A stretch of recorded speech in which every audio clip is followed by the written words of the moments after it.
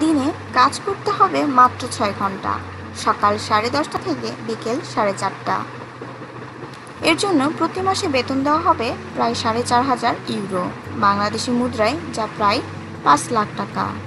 কিন্তু এরপরও লোক পাওয়া যাচ্ছে না। শুনতে বেশ অবাক লাগলেও শ্রমিকের অভাবে এমন ঘটনারই সাক্ষী হচ্ছে অস্ট্রেলিয়া। এতে করে সব ধরনের লোকসানের মুখে পড়তে যাচ্ছেন দেশটির লেবু চাষিরা। গত 1 জুলাই এক প্রতিবেদনে এই তথ্য জানিয়েছে ব্রিটিশ সংবাদ মাধ্যম দ্য সান। প্রতিবেদনে বলা হয়েছে, দিনে মাত্র 6 ঘন্টা কাজের জন্য শ্রমিক খোঁজা হচ্ছে। কাজ গাছ থেকে পাকা লেবু তুলতে হবে, কিন্তু সেই কাজের জন্য পর্যাপ্ত লোক পাওয়া যাচ্ছে না। এর জেরে ব্যাপক ক্ষতির সম্মুখীন হতে চলছে অস্ট্রেলিয়ার লেবু চাষের সঙ্গে যুক্তদের। আর তাই অস্ট্রেলিয়ার এক সংসদ সদস্য এই কাজে এগিয়ে আসতে কর্মীদের কাছে আবেদন করেছেন। অস্ট্রেলিয়ার সেই আইন প্রণেতার পোস্টে সাড়াও মিলছে প্রচুর, কিন্তু কাজ করার জন্য কর্মী তেমন মেলেনি। কর্মীর অভাবেই প্রচুর লেবু পড়ে নষ্ট হচ্ছে বলে জানিয়েছেন ওই এমপি। অস্ট্রেলিয়ার সংসদ সদস্য অ্যানি ওয়েবস্টার জানিয়েছেন, লেবুর ফার্মে প্রচুর পাকা লেবু মাটিতে পড়ে নষ্ট হচ্ছে।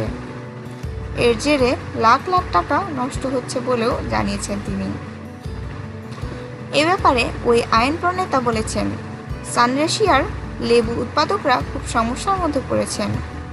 ভালো লেবু বাজারে পাঠাতে হবে, লেবুর উৎপাদনও কমতি নেই, গাছে লেবু রয়েছে প্রচুর, কিন্তু সেই লেবু তুলে বাজারে পাঠানোর জন্য লোকের অভাব। পাকা লেবু মাটিতে পড়ে গেলে সবটাই নষ্ট। তিনি আরও বলেছেন, লেবু তোলার কাজে প্রতিদিন 255 ইউরো করে পাওয়া যাবে। প্রতি মাসে 4,400 ইউরো বেতন দেওয়া হবে বাংলাদেশি মুদ্রায়, যার পরিমাণ প্রায় 5 লাখ টাকা। অ্যানি ওয়েবস্টার আরও জানিয়েছেন, লেবু চাষে এরকম কর্মীর অভাব তিনি প্রথমবার দেখেছেন। বাইরের প্রায় 21,000 কর্মী রয়েছে দেশে, কিন্তু তারা অন্য কাজে নিযুক্ত। করোনা ভাইরাস মহামারীর কারণেই বাইরে থেকে কর্মীরা আসতে পারছেন না অস্ট্রেলিয়ায়। আর মূলত এই কারণেই কর্মী সংকট দেখা দিয়েছে বলে মনে করেছেন ওই সংসদ সদস্য।